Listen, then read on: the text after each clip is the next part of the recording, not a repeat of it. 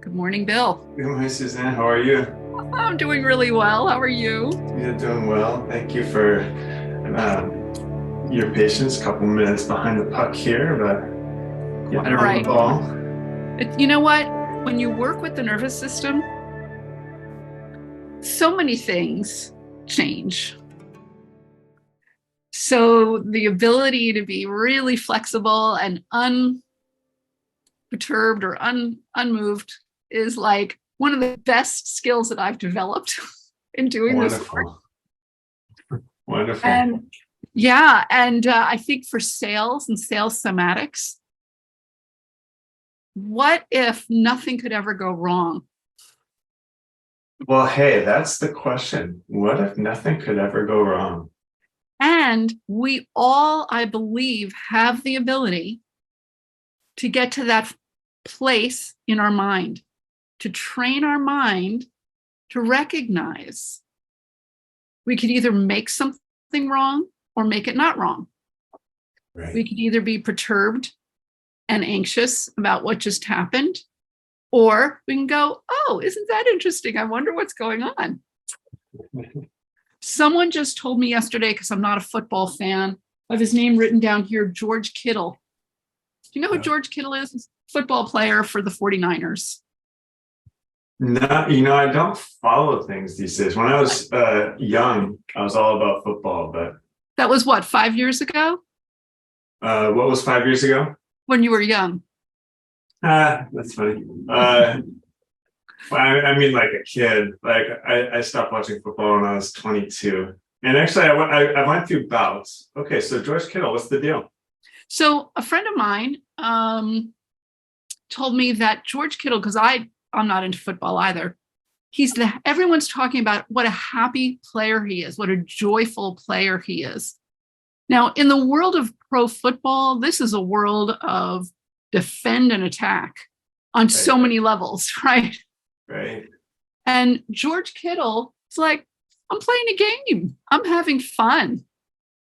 Uh-huh. And does he get frustrated? Sure. But evidently, he moves out of that really quickly. So his nervous system, that tells me from the lens through which I see things, right? That Right, he's able to move back into that parasympathetic rest digest pretty easily. Now, right, remember, we'll just review this in case you want to take this as a clip. We're safe and have a big window of tolerance when we are resting, when we're in ventral vagus, VAGUS, not Las Vegas. A lot of people get it confused. right. And we'll if you imagine a ladder, that's at the top of the ladder. We go, oh yeah, that's so cool. Things are interesting. How curious. I'm having a good time. I get to connect with others and play, right?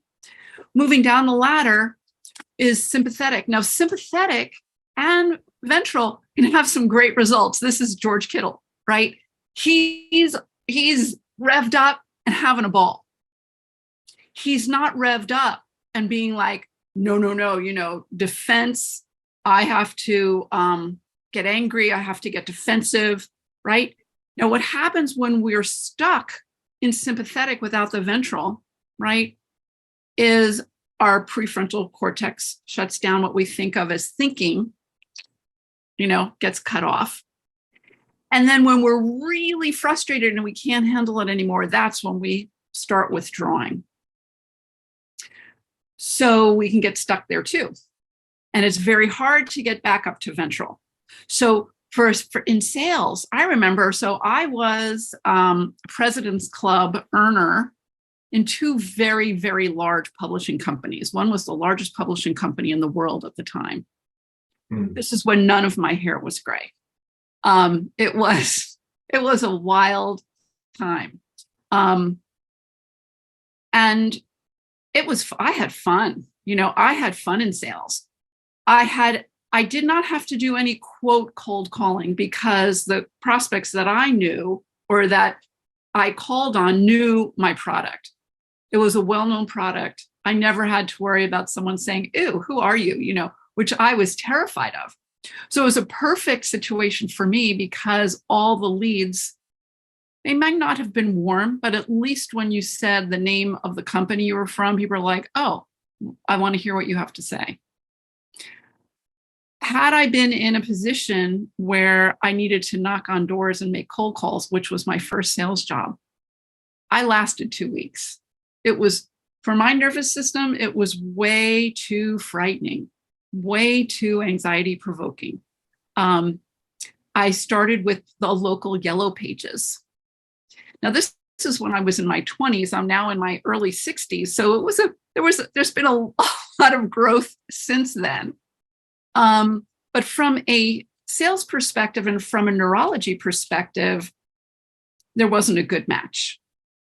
And I think what's happening when salespeople get discouraged really easily, what happens is their body is now going to be expressing different neurochemicals, adrenaline, cortisol, and it's going to slow down our momentum. It slows down our ability to think through problems, and we start swirling in our own, stewing in our own juices, as maybe some grandmothers would say.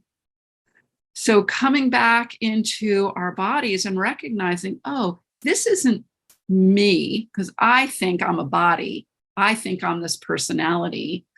I have no idea what's really running me, frankly, right? It's stuff that happened when I was an infant, 1, 2, 7 years old, whatever, still encoded in my body, still running the show, right? And I, as a child, as all children, know we want that attention. We need the attention, in fact. That's how we survive. We can't survive on our own. And in my growing up, my parents really weren't as available like most parents are, right? It was the go-go 60s and 70s. There was very little nursing. Dr. Benjamin Spock said, let the baby cry in their crib. They'll be fine. Well, that was probably one of the worst pieces of advice for our civilization that ever was, right? We learned in that moment that we have to fend for ourselves. We learned in that moment that the world is dangerous and there ain't no one out there to help us. So even though we may cognitively go, oh, that's not true, I have friends and this and that, what's really operating when we haven't really addressed that underlying subconscious issue is that our sales ability is going to be greatly impaired by our disconnection from ourselves and our ability to connect with others.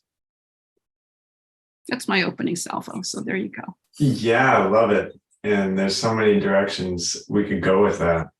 And I guess, I don't think we can leave people hanging now.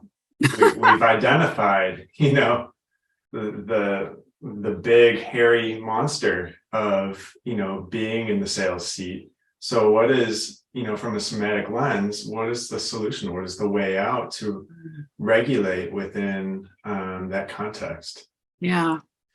So I'm going to take a nice deep breath, and that's the first thing. There you go. So we're going to just breathe in. Yeah. And more slowly breathe out.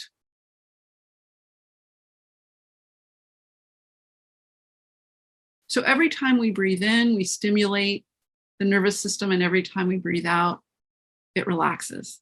Breathing in and breathing out. So we can first regulate how we're breathing in slowly and gently, and releasing even more slowly. That will help us clear some of those neurochemicals that are creating that adrenaline rush.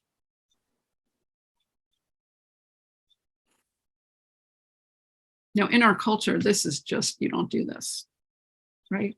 Culturally, we're tap dancing all the time. And we're so afraid that someone's going to catch us in this moment of relaxation and go, hey, Finder, that's my last name. Hey, Finder, what are you up to? What are you doing? Get to work. Right? I don't know. I've experienced this. I don't know, culturally in movies and in everything that we kind of think about work. At least from my generation, it was, you were hustling every moment. You're dialing for dollars, you're whatever. And relaxing the nervous system was not valued at all. In the Western culture, it is so not valued because we have no idea how important it is. Another thing that we can do, and I saw this on it's Trauma Resource Foundation, I believe. They had a guest trainer, and he talked about this thing, which I love. It's called a yawn stretch, where, and again, this is verboten in our culture, like you can't be across from a prospect and start yawning and stretching and allowing your nervous system to relax. So we just move around and wait for a spontaneous breath. Oh, wow. That feels really good. Look at the smile on your face. Yeah, there's just a continuous yawn going now. It's wonderful. It's wonderful. Now the trainer, oh gosh, I should have prepared better and remembered his name. He was fantastic.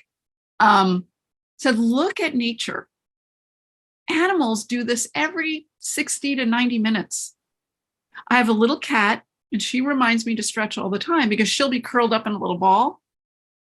And then, regularly she'll get up, stretch, and then curl back up again.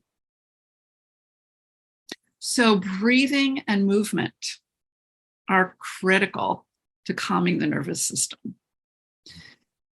Another really important thing is what is known as co-regulation. So when we're in a yoga room with other people, or we're in a conga line, or any kind of communal thing where we're doing something together, we're all breathing together, when we're paired and partnered and we feel really safe, we can communicate or accept, when we're not feeling safe, safety from another person's physiology. We're always communicating on a non-conscious level. So there are certain people, you walk in a room, there are certain people that you want to just hang out with because they're just so relaxed and easygoing. And there are other people who seem like energy vampires. The ones who are really easygoing have a way of just getting everyone calm and fun and relaxed, and their nervous system is communicating to other nervous systems.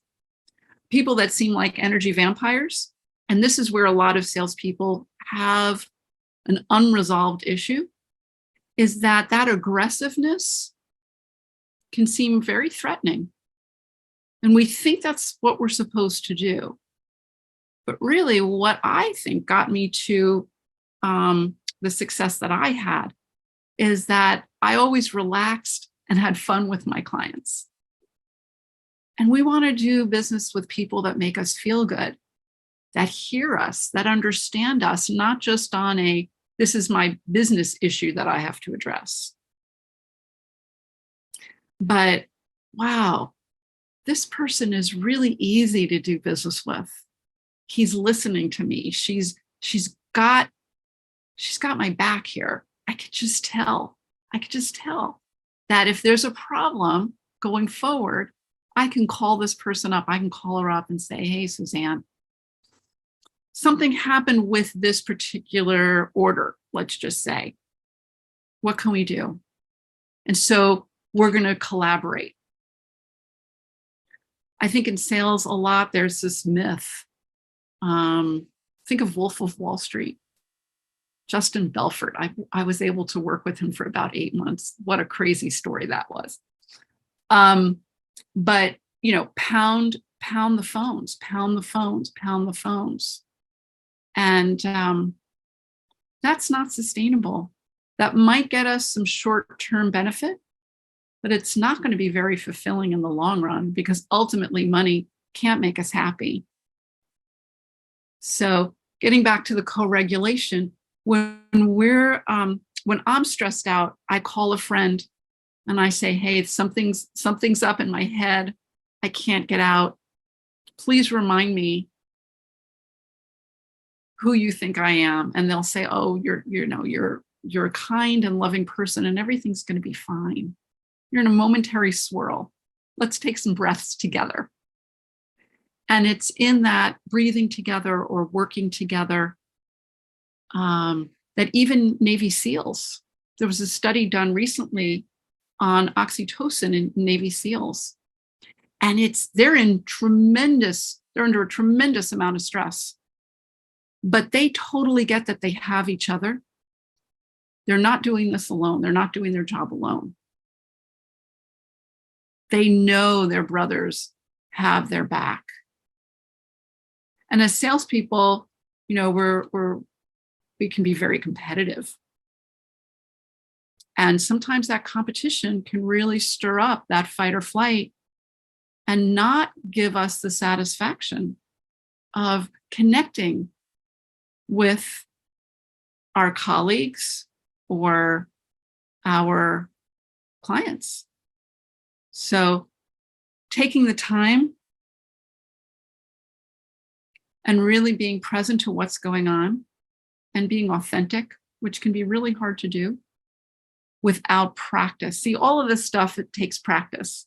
We all want that magic pill. Oh, give me that Tony Robbins training and I'm going to be different, Believe me, I tried it. I've tried everything.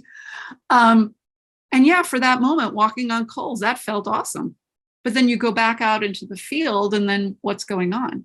You still have yourself to deal with.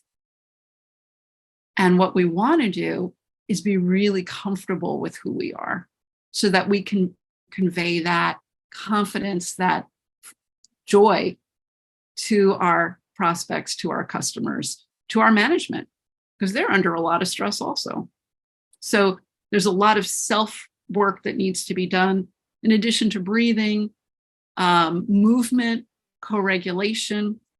One of the things that I do with my clients is we use physiology in a very different way. We listen to very specially filtered music that reshapes a little muscle. It's actually the smallest muscle in the human body that retunes the nervous system from a state of perpetual threat to a state of relaxation.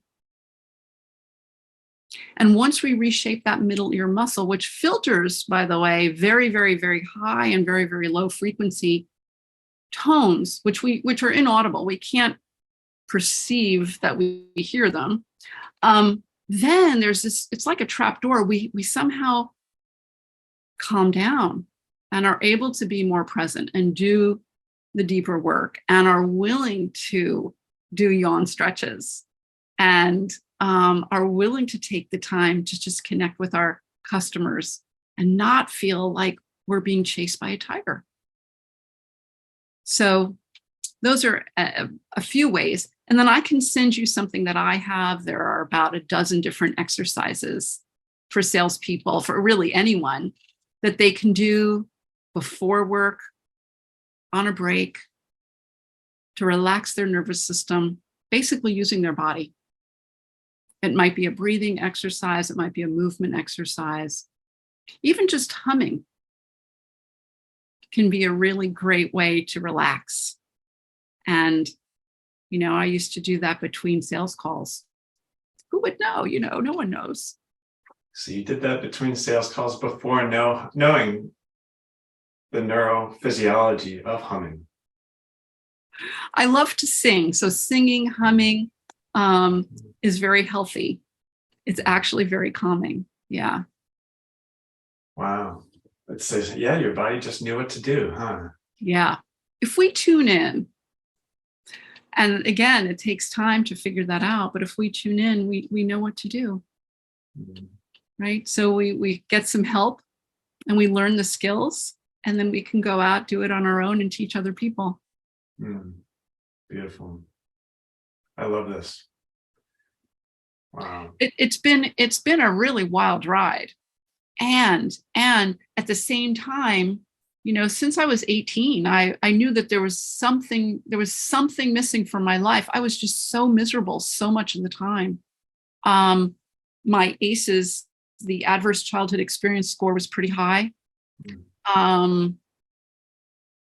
And I was anxious, depressed, I was diagnosed with PTSD. I was miserable. And I thought the only way that I could prove that I was good enough was to be really successful. And I think that's what drives a lot of people. At the same time, I was following, I've done so much off of the spiritual buffet line, everything from Buddhism to Hinduism. I followed a guru into India, became a meditation teacher for him, anything that I could do to find something that was beyond this cage of anxiety that I was in. Now, I was a really high performing, anxious individual, but my relationships were terrible. I was always concerned. Am I going to do the wrong thing? Am I going to screw up? But I wasn't aware of that, right? I had no idea that was running me. And so moving forward and trying all these different things to relax my anxiety, and also I developed seizures as a result of this over anxious situation. And so along my path, I also developed an autoimmune disease. It's like, how am I going to get relief? So between all the traditional physicians, all the non-traditional physicians, all of the integrative medicine, nothing was working. Nothing. 20 years of psychotherapy. That didn't do much other than reinforce, yeah, I'm screwed up. That's all that it did for me. I'm not saying there aren't good therapists out there, because there are. And when I learned about the nervous system, and I had some insight into, what's running me is something that I'm not able to look at just yet. What's running me is something that it's just a mistake that was encoded in my nervous system. Some beliefs that I had made, let's just say, about myself, because of the lack of care and attention that I was able to get as a child. So it all goes back to unraveling what are some deeply held subconscious beliefs about our brokenness, our unworthiness, our unlovability, meanings that we made not knowing as a child that helped us manage the environment that we were in.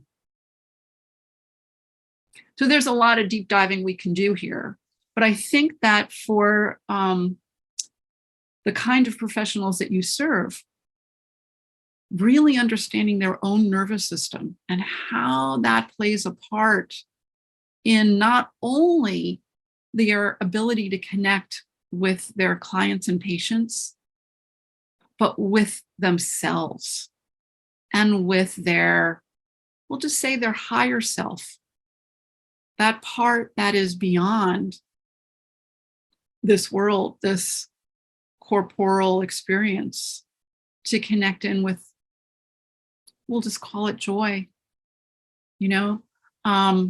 Viktor Frankl is one of the key kind of influences in my life.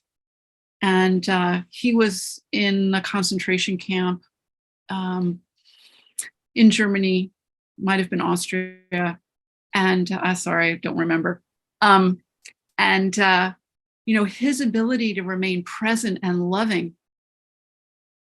and not giving up, because he had that connection to love.